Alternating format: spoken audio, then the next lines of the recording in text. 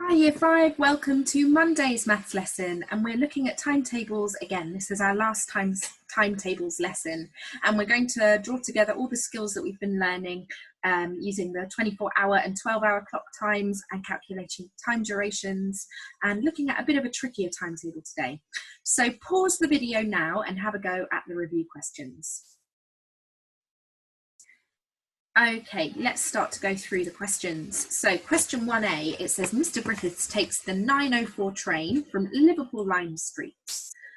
What time will he arrive at Crewe?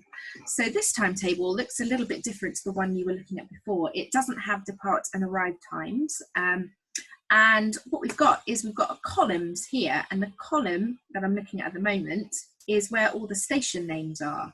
And then in the other columns, we've got the trains that run between those stations. So we're looking vertically this time at our columns rather than a train journey going across being a row. So if we look at the train time, we need the 9:04 train from Liverpool Lime Street. So here's Liverpool Lime Street and here is the 9:04 train. And I can see that that train starts there. It must sort of depart, and then the next station it stops at is Liverpool South Parkway, and it arrives at Liverpool South Parkway at 9:15, lets the people off the train, and then moves on to the next station, which is Runcorn. 9:25 it arrives there. Now, this little green arrow, what do you think that means? There's no time there, so that means that the train just carries on. It doesn't stop at that station. So the next stop would be the 9:36 train at Hertford. It doesn't stop at Winsford. Mr. Griffiths wants to get to Crewe, so the time that that train actually arrives at Crewe is 49 minutes past 9. Okay, hopefully that makes sense. So now question 1B is a time duration question, because it says how long does it take for him to travel from Liverpool to Birmingham on the 9:04 train? Now, it's a bit vague here. It says Liverpool and Birmingham, and actually there's two stations that say Liverpool, aren't there? And there's one at the bottom that says Birmingham. So I'm glad that they've told us that it's the 9:04 train, because now I can know that that's the start, that's where he gets on the train, and then if he's travelling to Birmingham, the Birmingham station is this last one here. So he'll get on the train at 4 minutes past 9, and he will arrive and get off the train at 48 minutes past 10. So we need to work out a time duration. So I'm just going to put the end time of the train journey on there so we can work up to that. So that's 10:48. Might just put it in pink, or I don't have a pink. I'll leave it as black. Okay, so I might work this out in the way that I did before. So I know that the train is at 9:04. I want to do some jumps, don't I? Some time jumps. Now, it's actually easier for me to go back 4 minutes and think about the journey being from 9 until 10, because I know that 9 till 10 is a nice jump of 1 hour. Okay, 1 hour. And then from 10 on to 10:48, that's another nice jump of 48 minutes. But I can't just say that his journey was 1 hour and 48 minutes, because Mr. Griffiths didn't get on the train at 9 o'clock. He got on 4 minutes later at 4 minutes past 9. So I would need to remove 4 minutes from this journey time to adjust it, to make it back. So I could take the 4 minutes off the hour, or I could take the 4 minutes off my 48 minutes, because actually I know that 48 take away 4 will leave me with 44 minutes. So Mr. Griffiths' journey time would be 1 hour and 44 minutes. I'm just going to show you another way that you could think about working that out, because it might be helpful for us later. So I'm just going to rub that out and go again. So we know that Mr. Griffiths gets on the train at 9:04. Rather than going back to 9 o'clock, I could do an hour jump from here, couldn't I? I could do 9:04. What would be an hour on from 9:04? To be exactly 60 minutes, exactly an hour. So it would be 10:04. Okay, so 9:04 to 10:04, that would be a jump of 1 hour. Now, if I'm thinking I've got to get from 10:04 now to 10:48, So I could do another little jump that would help me out. I could do a little jump of 4 minutes. If I add 4 minutes to 10:04, then it would be 10:08. 4 minutes, add 4 minutes is 8 minutes, because 4 and 4 is 8. So now if I'm at 10:08, I can think, what jump would I need to do to get to 10:48? The 40 minutes is missing, so I'd need to do a jump of 40 mins. Now I can look at those times all together and I can think, okay, so it's an hour and then 4 minutes and then 40 minutes. So that would still be a journey time of 1 hour and 44 minutes. So it's the same either way you work it out. So just remember that you can do your jumps from from starting points that help you out, but think about hour jumps, think about little jumps you can make that are going to be helpful. Okay, the next question, there's quite a lot happening, so I might need to highlight a few things. Mrs. Bracknell, Miss Rosenthal and Mr. Griffiths are all meeting at Birmingham New Street Station at noon. Okay, so noon is 12 o'clock midday, isn't it? So if I'm looking at the timetable, I can see Birmingham New Street, and I can see actually, yes, we've got some trains that do arrive near noon. This one is 5 minutes past noon, 5 minutes past midday, and this one is just before, 48 minutes past 11. This one, we've got another one here, that's only 2 minutes before noon. So we've got a few different options. Okay, so they want to arrive at the station at noon. I'm just going to make a note that that is 12 o'clock, just so we can remember that. Okay, Mrs. Bracknell takes a train from Liverpool Lime Street. Miss Rosenthal takes a train from Crewe, and Mr. Griffiths takes a train from Stafford. Which trains should they take? So if we start with Mrs. Bracknell, she takes the train from Liverpool Lime Street. So I need to look at the Liverpool Lime Street trains, and I need to think which one of those would get her in the closest to noon as possible. That one doesn't actually run from Liverpool Lime Street, does it? So we can look at this one, which gets her in just before noon. So that's a possibility. This one that's just after noon, it doesn't actually start at Liverpool Lime Street, so she wouldn't be able to take that one, and neither does that one. So I think this train, the 10:04 train, is her only option, and it would get her in before noon. So Mrs. Bracknell can take the 10:04 train. Oh, sorry. Good. So now let's look at myself. I'll put myself in green. I'm taking the train from Crewe. So there's Crewe. And again, I need to look at the different trains and think which one will get me in at the best time. So looking at it, I could actually take the same train as Mrs. Bracknell, but I would be getting on later because that would get me in at the same time, wouldn't it? 11:48.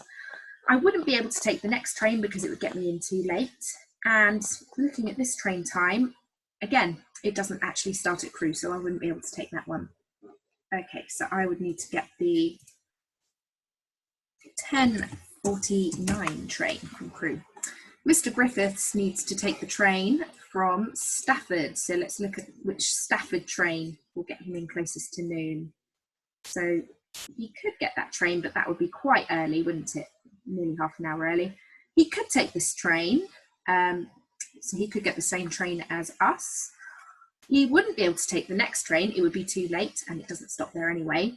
Now let's look at this one. This one gets him in 2 minutes before noon, and it leaves at 26 minutes past 11. So that is going to get him in actually closer to noon than the train that myself and Mrs. Bracknell take. So Mr. Griffiths should take that one, I think. 11:58. Oh no, sorry. 11:26. The 11:26 train from Stafford. Now, in the next part of the question, just pause it for a moment because I want us to calculate how long each person's journey would take. So you might want to pause it and have a think about how you might do that. Okay, let's get going. So if we start with Mrs. Bracknell's train, we know that Mrs. Bracknell needs to take the 10:04 train from Liverpool Lime Street. Oh, let me just highlight her in pink. And we know that that train arrives at 10:48. We know that I need to take the 10:49 train, and that will get me in at 11:48 as well. And then Mr. Griffiths is going to take a different train, the 11:26 train getting in at 11:58. So I'm going to use the number lines below to just have a little think about those trains. So let's do Mrs. Bracknell first. So she's taking the 10:04 train. It gets her in at 11:48. Now this one might be a bit familiar to you, because actually if I do an hour jump, that would take me to 11:04. That's 1 hour. 10:04 to 11:04. And then I could do a little 4-minute jump to get me to 11:08. And then from 11:08 to 11:48 is another jump of 40 minutes. So this is very like the 9:04 train that we looked at earlier, isn't it? Because it's the same train actually, same journey. It's from the start to the end of that train's journey. So Mrs. Bracknell's journey time would be 1 hour and 44 minutes altogether. We've got the hour and then 4 minutes and then 40 minutes. So if we add those all together, 1 hour 44. Let's look at my train journey. So I am taking the 10:49 train, and it's getting me in at 11:48. Now you might notice that those minutes, 49 and 48, they're quite close, aren't they? They're very similar. So if I did an hour jump from 10:49, it would get me into the station at 11:49. Now that is an hour, isn't it? And I know that an hour is 60 minutes. Now that jump is slightly too big, isn't it? 10:49 would get me in at 11:49, but if I go back 1 minute, that would be 11:48. 49 take away 1 is 48. So if I did an hour, 60 minutes, take away 1 minute, that would be 59 minutes. So that is my journey time, 59 minutes. Now let's look at Mr. Griffith's journey. His is actually within the hour, isn't it? Because we've got 11:26 to 11:58, so within 11, very close to noon. So rather than counting in hour jumps this time, I might think about counting in 10-minute jumps, because that might help me out. So if I count in 10s from 11:26, 10 minutes would be 11:36. Another 10 would be 11:46, because I'm just changing my 10s digit, I'm adding 1 10 each time. 26 add 10 is 36, add 10 is 46, add another 10 would be 56. So that's 10 minutes, add 10 minutes, add 10 minutes. So that would be 30 minutes all together from here to here. Okay, but 11:56 is not when the train gets in, it's 11:58. So I would need to do another little jump of 2 minutes. So altogether, we've got 32 minutes for Mr. Griffith's journey. Okay, super. Now, you've got some guided practice questions. There's one on this page, and then there are 2 on this page. So pause the video and have a look at those questions. Okay, let's go through them. So if I look at the first question, Sam travelled from Stafford to Birmingham. He took the 8:26 p.m. train. Now, you probably have noticed that you've got 24-hour times on here, but this is a 12-hour time. So the first thing we need to do is think about converting 8:26 to 24-hour time. So I know that 8 in 24-hour time is 20, and it's 26 minutes past 8. So I'm looking for the 20:26 train from Stafford. So let's see if we can highlight that. There's Stafford. And there it is, 20:26. Now he's taking the train to Birmingham. So if I follow that train down, it gets in at Birmingham at 9 o'clock, because I know that 21 is the next hour. So that's 9 o'clock. So to work out how long the train journey is, we need to do a little jump. Now, this is where you might want to think about chunks of time less than an hour. So doing little half-an-hour jumps as well as minute jumps. Because if I do a little jump from 8:26 to 8:30, that's only 4 minutes. 26 add 4 makes 30, doesn't it? A 6 and a 4 makes the next 10. And then it's really easy to do a jump from 8:30 to 9 o'clock, because I know that 8:30, the 30 is half past. So I'd need to add 30 minutes, half an hour, okay? So his journey time is 34 minutes altogether. Okay, the next question says, Jaya arrives at Liverpool Lime Street Station at this time in the evening. So she's arriving at Liverpool Lime Street Station. Now you've got an analog clock here, so you've got to think, what time is that showing? So the little hour hand is between the 5 and the 6, so it's past 5. It's not quite on to 6 yet, so it's 5 something. The longer red hand is what tells us the minutes, and that red hand is pointing at the 6. Now I know we've got 5, 10, 15, 20, 25, 30 minutes here each time pointing. So it's 5:30 and it's in the evening, PM. So if I wanted to think about that in 24-hour time, I could write 17:30, and that would help me with this timetable. Now going back to the timetable, I can see that there isn't a train at 5:30. That's when she gets to the station, but there is a train at 5:47, so she could get that train, but will it travel to where she wants to go? She wants to go to Winsford, doesn't she? So if she gets on that train, which is after 5:30, it doesn't stop at Winsford, so she won't be able to take that train. So we need to look at the next train, don't we? Does that one stop at Winsford? Yes, it does. She'd have to wait quite a long time, but that is the next train she could take. Now, Hannah needs to, it says read Birmingham New Street Station. It should say reach Birmingham New Street Station by 8:45 PM. She arrives at Liverpool Lime Street Station at 6:35. Which train should she take? So again, let's think about these times. We need to convert them into 24-hour times. So 8:45 would be 20:45. That's when she needs to reach New Street Station, and she arrives at 6:35, so that would be 18:35. So let's have a little look at this now on, let's have a little look on the timetable. I might use a different colour. Let's use blue this time. So she needs to reach Birmingham New Street Station by 8:45. So I can see that there are a few trains around 8 o'clock. There isn't one for 8:45, but there's this one here, which is just before 8:45, and there's a few others that are before. There are some that are after as well. She arrives at Liverpool Lime Street at 6:35. So let's have a little look at Liverpool Lime Street. Let's find a train that's after 6:35. So there's a train that is at 6:47. But unfortunately, that train doesn't actually take her all the way to Birmingham New Street. It stops at Stafford, doesn't it? Now look, the next train here doesn't actually go from Liverpool Lime Street either. She'd have to go to Stafford if she wanted to get into Birmingham for that time.